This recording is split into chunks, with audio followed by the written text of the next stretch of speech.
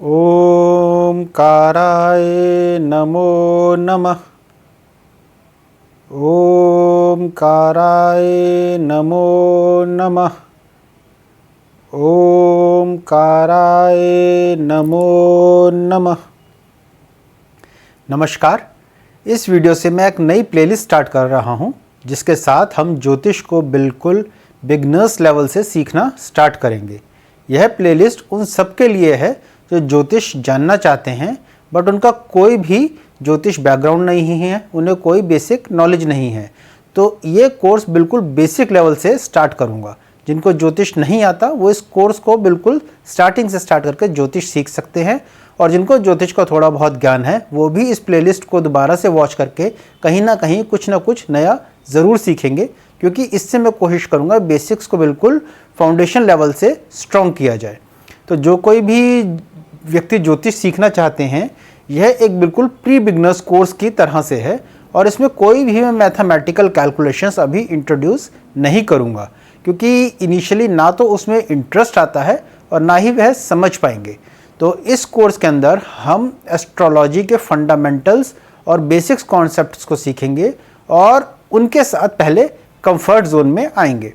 तो अगर आप पहले ज्योतिष जानते हैं तब भी ये कोर्स आपके लिए बहुत बेनिफिशियल रहेगा। तो दिव्य शास्त्र में आपका स्वागत है, और इस दिव्य यात्रा में मैं आपका मार्गदर्शक आशीष जैन।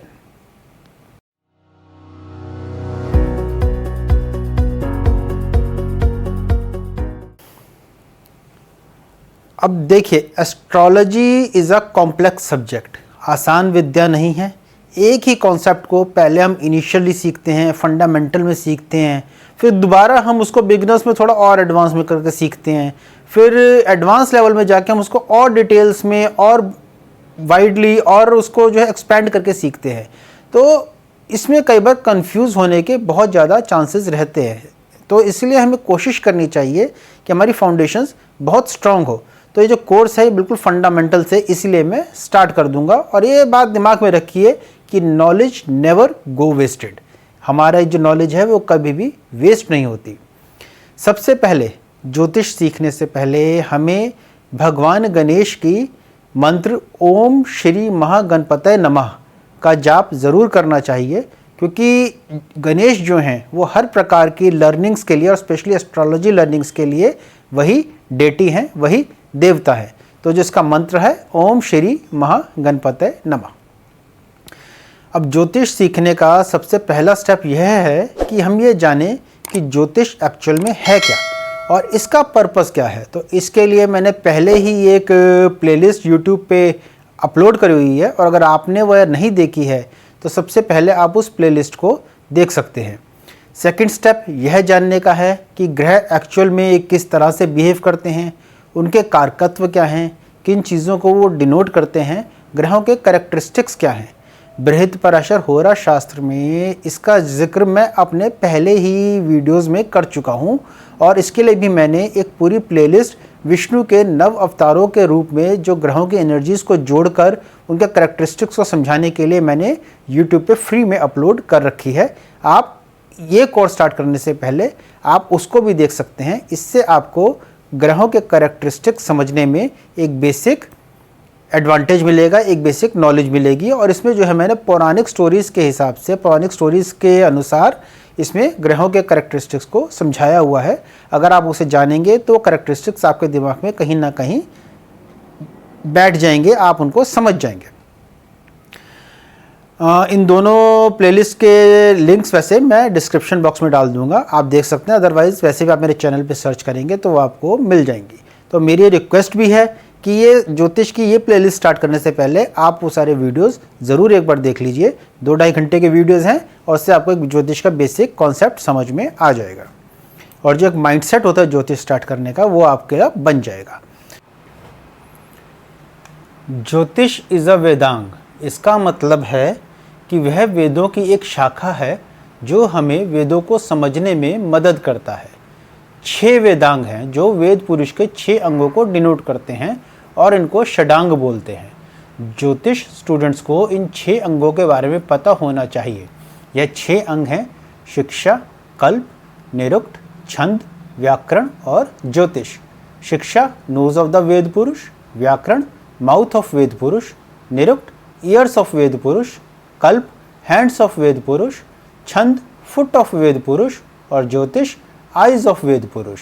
नाक, मुंह, कान, हाथ, पैर और आंखें। इनके बारे में हम ब्रीफली इस तरह समझ सकते हैं कि शिक्षा का मतलब संस्कृत भाषा के शब्दों और उनकी प्रोनाउंसिएशंस और उनके सारे सिलेबल यानी अक्षरों को समझना और डिटेल में उनकी स्टडी करना और सीखना। व्याकरण किस प्रकार से संस्कृत में सेंटेंस फॉर्म होते हैं, उनकी ग्रामर क्या होती है। Grammar is basically the most important part to learn any language. निरुक्त meaning of complex words and phrases, उनको समझना जो कि वेद में यूज़ हुए हैं, जो डिफ़िकल्ट और कॉम्प्लेक्स वर्ड्स हैं, जो कॉम्प्लेक्स सेंटेंसेस हैं, उनको समझना, उनको निरुक्त कहते हैं। कल्प द अप्लाइड साइंस ऑफ वेद, यानी कि वेद को एक्चुअल में जो वेदों के सारे जो श्लोक हैं, जो उनकी सारी टीचिंग्स हों, उनकी एक्चुअल में एप्लीकेशन कैसे होती है। छंद वेदों में जो श्लोकों की जो राइम एंड रिदम है उनको किस तरह से बोलना है, किस तरह से उनको एक मीट्रिक फॉर्म में प्रोनाउंस करना है, प्रेजेंट करना है। और ज्योतिष हेवनली बॉडीज़ के मूवमेंट को समझना, उनके नेचर और करैक्टरिस्टिक्स को समझना और मुहूर्त आदि में अप्लाई करके एक प्रॉपर टाइम को डिसाइड करना जो किसी भी इवेंट की हैपनिंग के लिए परफेक्ट हो और ऑस्पिशियस हो। किसी भी व्यक्ति के लिए जो कि वेद को स्टडी करना चाहता है, उसकी नॉलेज प्राप्त करना चाहता है, उसके लिए इन 6 वेदांगों की मास्टरी करना, सीखना परम आवश्यक था, क्योंकि बिना इन चीज़ों में मास्टर करे आप वेदों को प्रॉपर तरीके से नहीं समझ सकते हैं। तो ब्रीफली मैंने आपको इन 6 वेदांतों के बारे में बताया। तो ज्योतिष इन 6 वेदांगों में से एक वेदांग है जो कि वेदों की आँख है। बिना आँख के आप देख नहीं सकते, आप चीज़ों को एनालाइज नहीं कर सकते। I is a very important part of visualisation, of understanding, of showing us the path. कई बार ये विचार सामने आता है कि यहाँ पर ज्योतिष का मतलब सिर्फ एस्ट्रोनॉमी है या ज्योतिष का वह हिस्सा है जो कि कैलकुलेशन से रिलेटेड है, यानी कि गणित का पार्ट। परंतु मेरा मानना यह नहीं है, क्योंकि गणित से आप हेवनली बॉडीज़ की मूवमेंट और कैलकुलेशंस तो कर सकते हैं, परंतु उसे टाइम की ऑस्पिशियसनेस निकालने के लिए जो कि मुहूर्तों में यूज़ होती है, उसको नहीं यूज़ कर सकते। उसके लिए उसका प्रिडिक्टिव पार्ट, उसका इम्प्लीकेशन पार्ट, उसका प्रभाव जो पड़ता है जातकों पे या कंट्रीज़ पे, नेशंस पे, उसका वो हिस्सा बहुत इम्पॉर्टेंट हो जाता है बेनिफिक और मैलेफिक्स को एनालाइज करने के लिए। क्योंकि ये मुहूर्त का एक बहुत इम्पॉर्टेंट पार्ट होता है कि हम एक पर्टिकुलर टाइम पर अगर किसी कार्य को कर रहे हैं तो वह सक्सेसफुल होगा कि नहीं। और सही मायने में देखा जाए तो जो हमारा जन्म भी है वह भी तो एक इवेंट ही है। एक जीव ने एक धरती पर जन्म लिया, वह भी तो एक मुहूर्त की तरह हो गया कि उस एक प्रॉपर मुहूर्त में, उस प्रॉपर टाइम पे एक जीव का जो जन्म हुआ, एक इवेंट हैपन हुआ बर्थ का। अब वो पूरा जीव का जीवन कैसा चलेगा, अच्छा होगा, बुरा होगा, वो भी एक कैलकुलेटिव और प्रिडिक्टिव पार्ट में आ जाता है। और वही डिनोट वो और वही जो पार्ट है, वही जो मुहूर्त की जो कुंडली है, वही हमारी जन्म कुंडली बनती है, जो हमारे जीवन की सफलता और असफलता के बारे में बता सकती है। तो ज्योतिष यहाँ पर एस्ट्रोनॉमी और एस्ट्रोलॉजी दोनों, गणित और होरा, इन दोनों ही पार्टों को डिनोट करता है, क्योंकि ये दोनों भी पार्ट इम्पॉर्टेंट होते हैं। अब होरा क्या है इसके बारे में हम आगे जानेंगे। तो अब इसी के साथ मैं इस इंट्रोडक्टरी वीडियो को यहीं पर समाप्त करता हूँ। छोटा सा वीडियो था, सिर्फ इंट्रोडक्शन के लिए था कोर्स की, और एक बेसिक मैंने सिर्फ इसमें आपको वेदों और उसके 6 अंगों के बारे में एक ब्रीफ सा कॉन्सेप्ट बताया। क्योंकि डिटेल्स में जब हम आगे फर्दर एडवांस कोर्सेज में जाएंगे तब हम इन सब एक अलग अलग पार्ट्स पे अलग अलग डिटेल्स में भी बात कर सकते हैं, but it's just a fundamental and basic course. तो it was just a introductory video towards ज्योतिष।